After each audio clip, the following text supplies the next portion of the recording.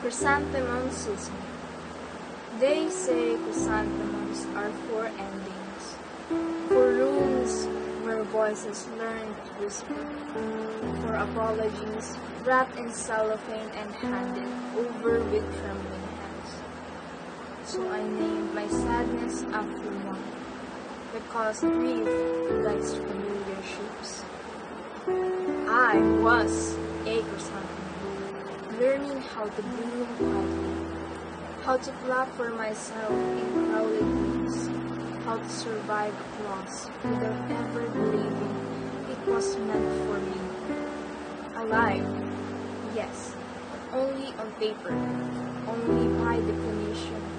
I carried my thoughts like loose coins in my pocket, always blinking, always counting themselves, always reminding me that something is weighing me down even when I stood still. Then he showed up, a rose. Not the dramatic kind that pleads for attention, not the kind that begs to be chosen, but the kind that grows anyway, steady, patient, soft without being fragile, unbothered by storms that were never yours to fight. You didn't rescue me, you didn't offer speeches, or paint over my cracks with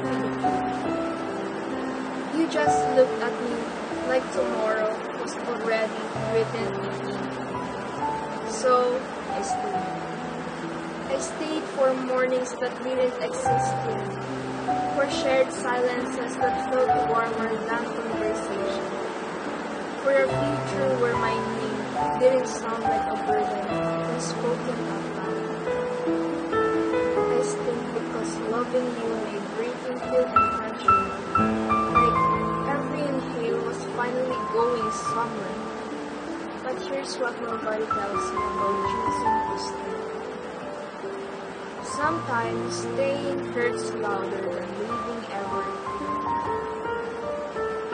Some nights, the chrysanthemum inside me folded its petals inward, terrified that hoping again would make the fall worse, afraid that wanting a future would look like arrogance, and I felt undeserving of the present.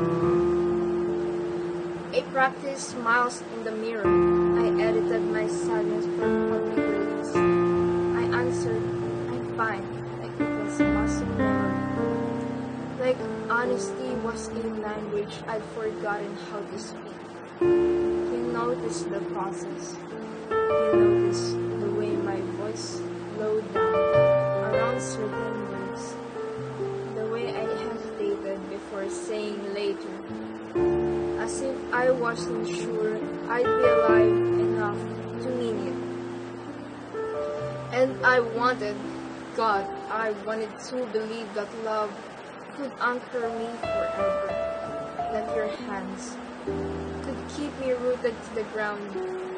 But gravity doesn't negotiate, and pain doesn't care who you love.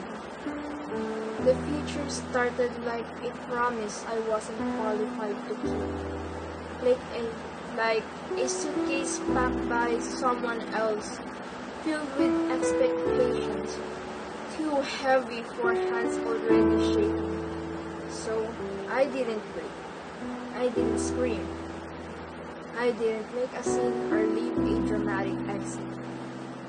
It became quieter, like a flower that stops turning toward the sun, not out of hatred, but exhaustion.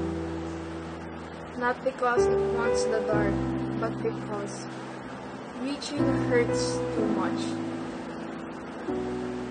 I love you. That part is true. The rose was real. The future was beautiful. Achingly beautiful, but the chrysanthemum had already begun to loosen its roots. Tired of pretending it could bloom forever, not in a moment, not in a spring.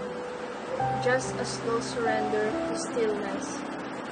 And if you ever wonder why I didn't stay, please please understand it wasn't because I didn't love you. Sometimes even the softest flowers get carried off, proving they deserve the sun.